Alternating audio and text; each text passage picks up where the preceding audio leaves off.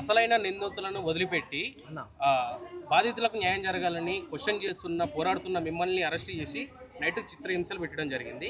పోలీసుల వ్యవహారం పైన ఏం చెప్పదలుచుకున్నారు? ఒక్క మాటలు చెప్పండి. మీ అందరికీ తెలుసు, రాష్ట్రంలో డెమోక్రసీ లేదు, ప్రజాస్వామ్యం లేదు, చచ్చిపోయింది. ఇప్పుడు బాబాసాహెబ్ అంబేద్కర్ రాజ్యాంగం అందరికీ ఒకటే అన్న. కాకపోతే పెద్దవాడికి ఒక రాజ్యాంగం, చిన్నవాడికి ఒక రాజ్యాంగం అనేటువంటి తరహాలో మన పాలకులు వ్యవహరిస్తూ ఉన్నారు. ఎందుకు నేను ఈ మాట అంటున్నానంటే, మీరు చూడండి, గతంలో ఎప్పుడు ఈ రాష్ట్రంలో ఫోక్సో కేసులు నమోదు కాలేదా అన్న? ఫోక్సో కేసులు నమోదైతే ఆ కేసుకు సంబంధించి ఏమైనా సిట్ వేశారా? సపరేట్గా ఓ పోలీస్ బృందాన్ని ఏర్పాటు చేసి జరిగిందా జరగలేదా, మైనరా కాదా, ఏజ్ ఉందా లేదా, ఎక్కడ ఏంటి, ఇదంతా ఎంక్వైరీలు చేశారా? ఇన్ని ప్రజా సంఘాలు, ఇన్ని పార్టీలు, మీలాంటి జర్నలిస్టులు ఇన్ని పోరాటాలు, ధర్నాలు, సమ్మెలు చేశారా? ఎవడైతే ఉందని అనేవాళ్ళు. మీకు ఇంకోటి చెప్పదలుచుకున్నా, ఒక మర్డరో రేపు అవుతుంది, వాడు దొరకడు, అప్స్టాండ్లో ఉంటాడా అని అనుకుందాం కొద్దిసేపు. అప్పుడు ఏం చేస్తారు సామాన్యుడిని? డేయ్ నీ కొడుకేడ్రా, డేయ్ నీ అమ్మా నీ కొడుకేడి, నువ్వు రా పోలీస్ స్టేషన్ కానీ తీసుకొని పోతారా లేదా బ్రదర్? మీరు సత్యం చెప్పండి, గుండెల మీద చేసుకొని. మరి బండి సంజయ్ని తీసుకొని వచ్చి పోలీస్ స్టేషన్లో కూర్చోబెట్టాలా లేదా? బండి సంజయ్కి ఏమన్నా రాజ్యాంగానికి అతీతుడా? అదే నేనేమంటాను బ్రదర్, నన్ను తీసుకొని పోయారు, చిత్రహింసలు పెట్టారు, రైట్, 4 కార్లలో మార్చారు కదా, ఎక్కడున్నానో చెప్పలేదు కదా. ఆ తమ్ముడు మీలాంటి జర్నలిస్టే, శేఖర్ అనే తమ్ముడు రాకపోతే నేను చచ్చిపోయాను. ఎటు తీసుకుపోతున్నారో తెలియదు. వాళ్ళు ప్రభుత్వ వాహనాలుగా కూడా ప్రైవేట్ వాహనాలు తీసుకెళ్లారు, నా ఫోన్ లాక్కున్నారు, స్విచ్ ఆఫ్ చేశారు. నేను తీవ్రవాదిలాగా ఇటు పక్కన ఒక పోలీసు కూర్చొని తినండి సార్, తాగండి సార్, తిని తాగడానిక మీ పోలీస్ స్టేషన్లో, నేను తిని తాగడానిక? మా ఇంట్లో లేదా బువ్వా? మీరు పెట్టరా? ప్రజలు పెడుతున్నారు బువ్వా. నిరాహార దీక్ష చేసే దేనికి? దుర్మార్గుడి మీద 8వ తారీఖు ఎఫ్ఐఆర్ అయింది, ఫోక్సో కేసు, ఇంతవరకు అరెస్ట్ చేయలేదు. పట్టుకోండి అని మహాత్మా గాంధీ మార్గంలో మేము ఎటువంటి సంఘ విద్రోహానికి పాల్పడకుండా ఏమైనా బస్సుల వల్ల కొడతానమా, ప్రభుత్వ ఆఫీసులను ముట్టడిస్తానమా, ప్రగతి భవన్కి పోతానమా, డాడీకి పోతాను చెప్పలేదు. అది కూడా మేము వెళ్ళి చెప్పాము, ఇన్ఫార్మ్ చేసాం. ఇంటెలిజెన్స్ వాళ్ళు ఫోన్ చేస్తే కూడా చెప్పాం, వాళ్ళు చెప్పండి, వాళ్ళు వృత్తి మీద ప్రమాణం చేసుకొని ఫోన్ చేస్తే కూడా చెప్పారు, సార్ శ్యామ లాంటి వాడు కాదు సార్, మాకు తెలుసు శ్యామ, నా దగ్గర కాల్ రికార్డు ఉంది, వినిపిస్తా. సూరారమని తీసుకొని పోయి ఇదా మీరు చేసే వ్యవహారం? నేను బట్టలు కూడా వేసుకోలేదండి, టవల్ మీద ఉన్నా. నా తల్లి ఎంత రోధించుంటుంది, మా భార్య డిప్రెషన్లోకి వెళ్ళిపోతుందనా అని అంటుండు, రైట్. ఆ తల్లి కూడా మా తల్లి అంటే మేము అలా ఒక వ్యక్తి మానసికంగా, కుటుంబం మానసిక ఇబ్బంది పడాలని అనుకోము.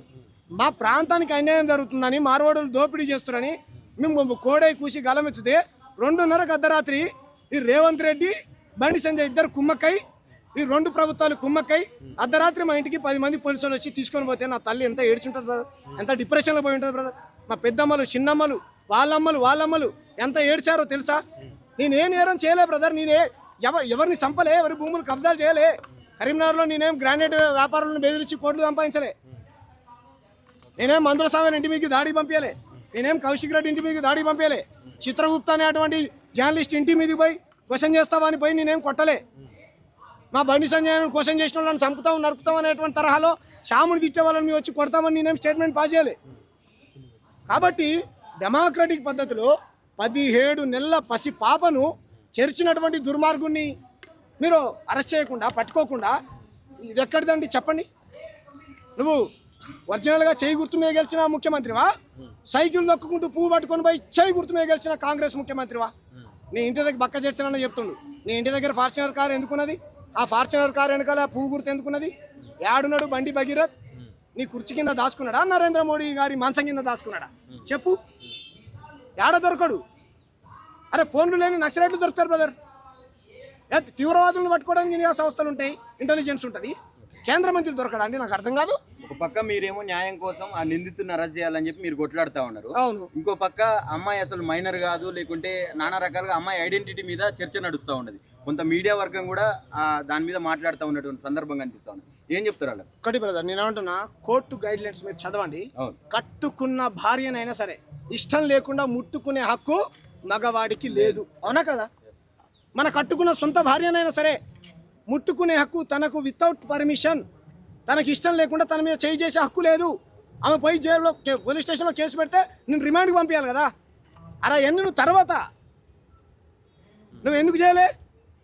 ఎంత స్మార్ట్గా యాక్ట్ చేస్తున్నాడు రాష్ట్ర ముఖ్యమంత్రి, దుర్మార్గుడు. 3 రోజులు అయింది నేను కేసు అయ్యి, మీకు తెలియదా? మీరు చెప్పండి తెలంగాణ జర్నలిస్టులు చెప్పండి, వాడు అమ్ములు పోయిన జర్నలిస్టులు ఎట్లా చెప్పండి, మీకు నిజాయితీ కలిగిన వాళ్ళు కదా. సామాన్యులు ఎవరైనా పోలీస్ స్టేషన్కి వెళ్ళి సార్ నన్ను పలానాయన కొట్టాడు సార్ తీసుకోండి అంటే, ఆగమ్మా కూర్చో, సార్ లేడు, మీకు కూడా వచ్చి ఉంటాయి కదా చాలా చాలు అన్న మాకు కేసు చేయట్లేడు, వచ్చా లేదా? తెలంగాణ రాష్ట్రంలో 100,000 కంప్లైంట్ లెటర్స్ ఉన్నాయి, ఎఫ్ఐఆర్లు కడుతున్నారా బ్రదర్? కేంద్ర మంత్రి, కేంద్ర ప్రభుత్వం దేశంలో అధికారంలో ఉంది, ఆ క్యాబినెట్ మినిస్టర్ ఆయన, హోంశాఖ సహాయక మినిస్టర్. అటువంటి వ్యక్తి మీద, అటువంటి వ్యక్తి కొడుకు మీద ఒక హైదరాబాద్లో ఉన్నటువంటి పేట బషీర్బాగ్ పోలీస్ స్టేషన్లో ఆధారం లేకుండా ఎఫ్ఐఆర్ చేస్తారా బ్రదర్? మీరు చెప్పండి, ఒక రాష్ట్ర ముఖ్యమంత్రి చెప్పకుండా మీ గుండెల మీద చేసుకుని చెప్పండి బ్రదర్. కంప్లైంట్ లెటర్ వచ్చిన మాట వాస్తవం, ఆధారాలు ఉన్న మాట వాస్తవం, వాళ్ళు 6 గంటల నుంచి 12:30 దాకా అక్కడ కూర్చున్న మాట వాస్తవం, ఆ కొడుకు బండి సంజయ్ ఆ కుటుంబాన్ని బెదిరించిన మాట వాస్తవం, వాళ్ళిద్దరికి పరిచయం ఉన్న మాట వాస్తవం. ఆ అబ్బాయిని బ్లాక్మెయిల్ చేసి నానా రకాల వాళ్ళ కుటుంబాన్ని ఇబ్బందుల పాలు చేసి బెదిరించి వాడొకడు కట్టప్పగాడు మధ్యలో జొర్రి ఇద్దరి మధ్యలో రాయబారాలు నడిపి నేను పెద్దరికాన్ని వహిస్తా అని చెప్పి వాళ్ళ తరపున వకాలతు పుచ్చుకొని అయ్యో అవునా ఇట్లా జరిగిందా అట్లా జరిగిందా అని వాళ్ళ దగ్గర యాక్ట్ చేసి ఏమొస్తుందంటే వార్త, వాళ్ళు రియల్ ఎస్టేట్ లో చాలా మోసపోయినారు, 5 కోట్లు వాళ్ళు అడుగుతున్నారు కావాలని, వాళ్ళ అమ్మ వాళ్ళు కావాలని చేసిన ఒక గేమ్ ప్లే చేసిన దాంట్లో ఇదంతా కూడా ఎవరంటున్నారు చాలా మంది చెప్పు తీసుకొని కొట్లాంటి అట్లా అంటారు. కాదు బ్రదర్, కన్న కూతురుని ఎవడైనా సరే ఇటువంటి కేసులో ఇరికించుకొని బదనాం చేయించుకుంటాడా బ్రదర్? మీరే అంటున్నారు కదా, వాళ్ళు అరే మీరే అంటారు ఫ్రెండ్స్ అని, అన్నా వాళ్ళ ఫ్రెండ్స్ అని, మరి ఫ్రెండ్స్ అయితే ఎందుకు ఇరికిస్తాడు చెప్పు బ్రదర్? ఫ్రెండ్స్ అయితే ఎందుకు ఇరికిస్తారు? మంచి కలిసి ఉంటే సంతోషమే కదా. నువ్వు వాళ్ళ హృదయాన్ని గాయపెట్టావనే కదా. నువ్వు రకరకాలుగా నువ్వు నిర్మల్ పోలేరా, అరే నువ్వు నిర్మల్ పోలే ఏం చేసావు, అయిపోయింది రా దాని పని పడేసాను రా అనలే, నువ్వు ఎక్కడెక్కడ చూపించావు ఫోటోలు, నువ్వు ఇబ్బంది పెట్టలే, నువ్వు కారులో ఏడ్చుకొని అని ఏడుస్తున్నావు కదా, ఎక్కడ ఏడుస్తున్నావు, ఎవరింటి దగ్గర ఏడుస్తున్నావు, ఎక్కడికి పోయినావు, ఎన్ని గంటలకు పోయినావు, నీ బండ నీవు ఆయన ఏమన్నా సంఘ సంస్కర్త బ్రదర్? నాకు అర్థం కాదు.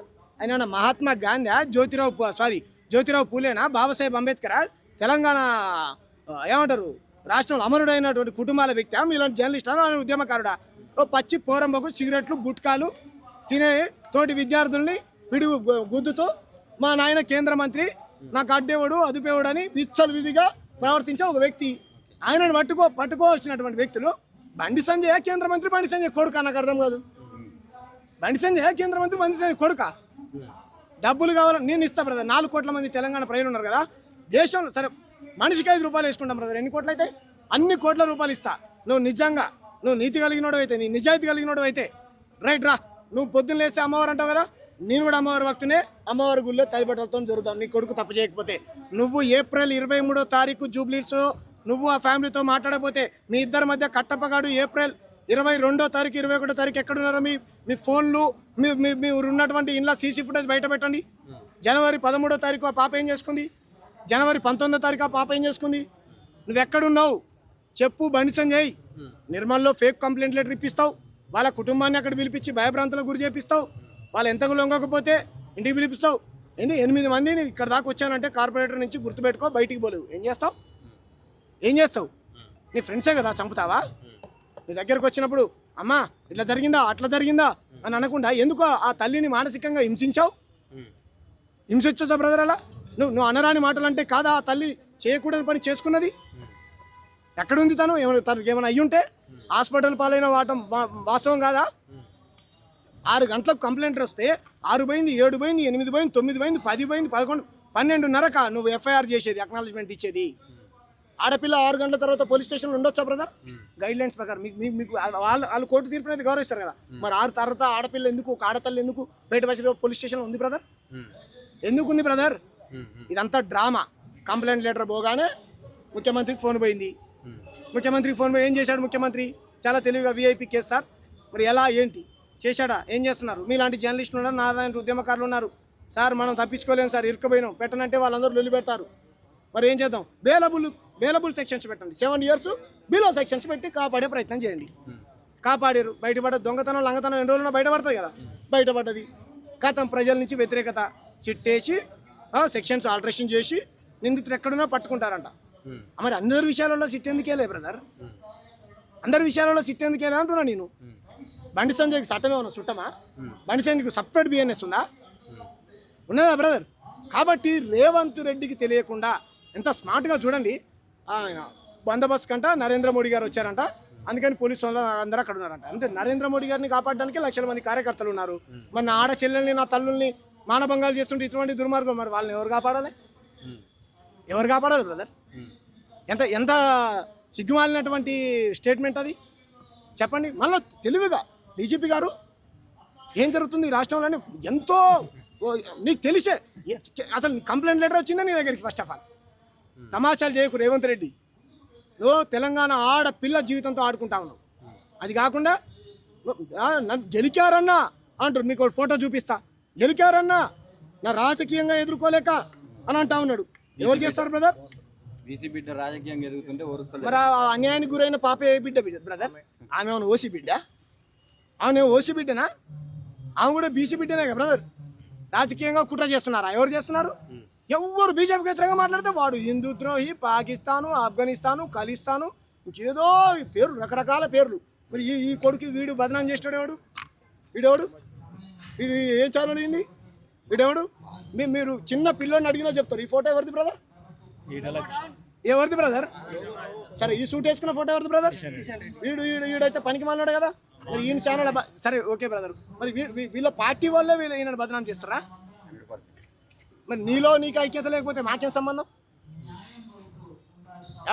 ఎవడెవడో పైసలు ఇచ్చి అవునా నరేంద్ర మోడీ అమిత్ షాలే చేపిస్తారు బండి సంజయ్కి వ్యతిరేకంగా. నన్ను అంత కాదు బ్రదర్.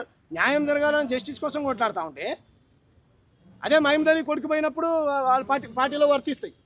వాళ్ళ పార్టీలో వర్తిస్తే పార్టీలో ముడి పెడతారు, వేరే వాళ్ళకి మాత్రం పెట్టకూడదు. ఆదర్శంగా నిలబడాలి కదా నువ్వు. ఎంత దుర్మార్గం అంటే కేంద్ర మంత్రి కొడుకు మిస్ అయిపోయిందండి. మరి పాకిస్తాన్లో ఆఫ్ఘనిస్తాన్లో ఎత్తుకొని పోయి వాళ్ళ డిమాండ్స్ ఏమైనా ముందు పెట్టారా? చెప్పాలి కదా. భద్రతా లోపాలు ఏమైనా అడుగుతా ఉన్నారా? అనుమానాలు వస్తాయి రావు బ్రదర్.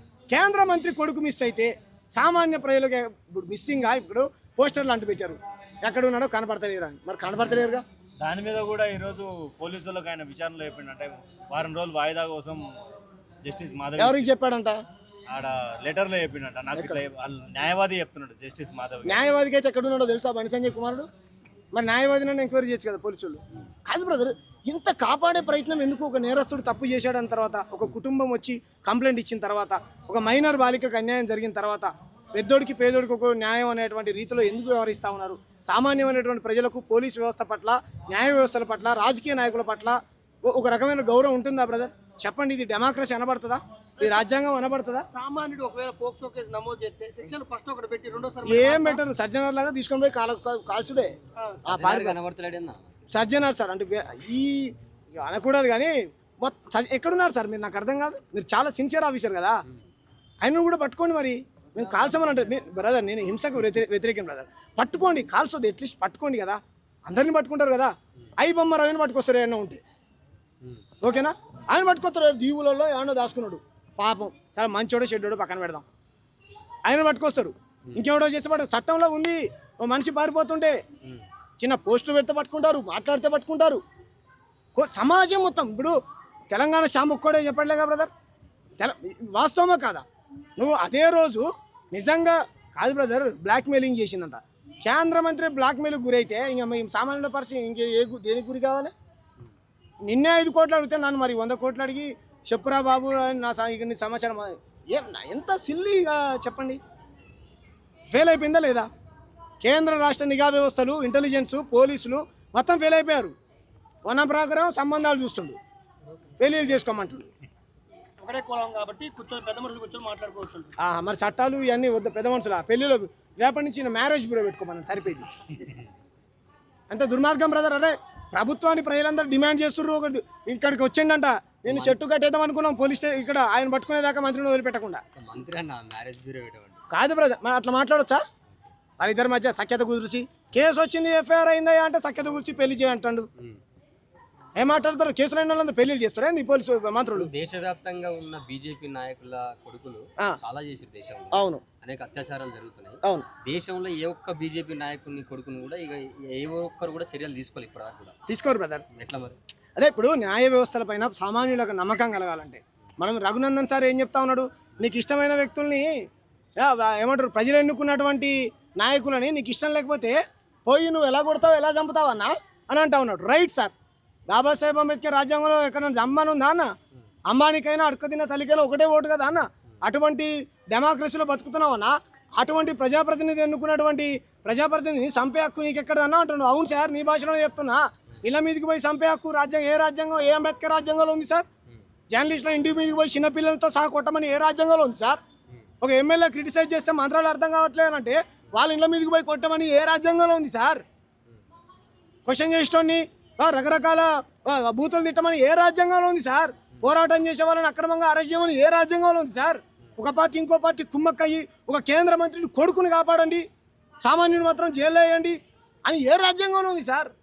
రాజ్యాంగాన్ని మేము గౌరవిస్తాం, కానీ అది మీకు రాజ్యాంగం కొంత పెద్దోడికి మాత్రం అమలు కావట్లేదు, పేదోడికి అమలు అవుతుంది.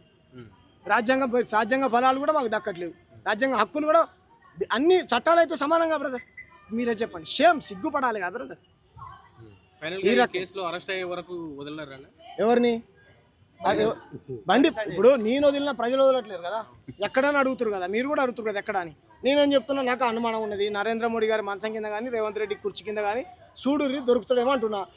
ప్రభుత్వం ఉన్నప్పుడు రఘునందన్ రావు ఒక అడ్వకేట్ గా నాకు అన్ని తెలుసు, అన్ని సెక్షన్లు తెలుసు అని ఒక ఫోటో పట్టుకొని ప్రెస్ మీడియా ముందర అందరి ముందర మాట్లాడాడు. మరి ఇప్పుడు ఎందుకు మాట్లాడతాడు? అప్పుడు ముస్లిం కదా ఆమె, అప్పుడు ముస్లిం ఏరి కోరి ముస్లింలా రైట్, ఏరి కోరి రాజకీయం చేయాలి, ఆ పార్టీ మీద బురద వేయాలి, ఆ పార్టీ ఎవరితోనైతే పొత్తు పెట్టుకుంటుందో ఆ పార్టీని కూడా బదనాం చేయాలి.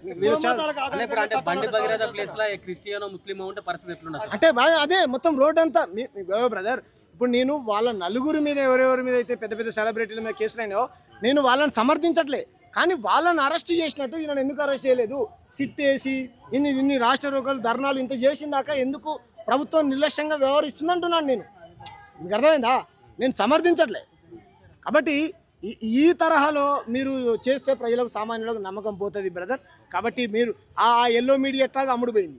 వాడు ఇప్పుడు నేను చూపించినట్టు చూడు, ఆడు పంచాయతీలు పెడతాడు, పక్క రాష్ట్రం మీద సోషల్ మీడియా మొత్తం కూడై కూస్తున్నాం. మీకు సిగ్గుందిరా? మీకు అక్క చెల్లెలు లేరా? మీ ఇంట్లో 16 ఏళ్ళ 14 ఏళ్ళ పాప ఉంటే తెలిసేదిరా ఆ తల్లి బాధ తెలిసేదిరా. అన్ని ట్రాపా? నిన్ను ట్రాప్ చేస్తూ ఉంటారా? మిమ్మల్ని చేస్తాం, ఆ ట్రాప్ ఎట్లా చేయాలో అట్లా చేస్తాం మేము. వేదవాళ్ళారా, ఇది కరెక్ట్ కాదు బ్రదర్. కాబట్టి ఆ పాప ఎక్కడుందో పట్టుకోవాలి. మీరు అరెస్టులు ధర్నాలు చేసే వాళ్ళని అక్రమంగా ఇది చేస్తామనంటే చాలా వాటికి దారితీస్తుంది. వాళ్ళు రైలు బండి అడుగుతున్నారు కదా బండి సంజయ్ ఎక్కడ ఉన్నారని. మేము ఏమంటున్నాం అంటే ఉత్తరాది నుంచి దక్షిణాదికి పోయే రైలు బండి ఉంటుంది కదా, మిస్సింగ్ కేంద్ర మంత్రులు అండి కాశ్మీర్ నుంచి కన్యాకుమారి దాకా మొత్తం బాగుతుంది. లేకపోతే మీ వాడలలో ఓ డప్పు సంఖ్య వేసుకోండి, మీ ప్రజా సంఘాల కండువనో పార్టీ కండువను వేసుకొని అమ్మ బండి సంజయ్ కొడుకున కనిపించాడని మీ ఊర్లో అడగండి, ఏమైనా ఇంట్లో దాచుకున్నాడు అట్లనైనా దొరుకుతాడు. పోలీసు వాళ్ళు పట్టుకోవట్లేరు కదా, మరి ఏం చేద్దాం? ఈ రకంగా కాపాడే ప్రయత్నం చేస్తే ప్రజలే పట్టుకుంటారు.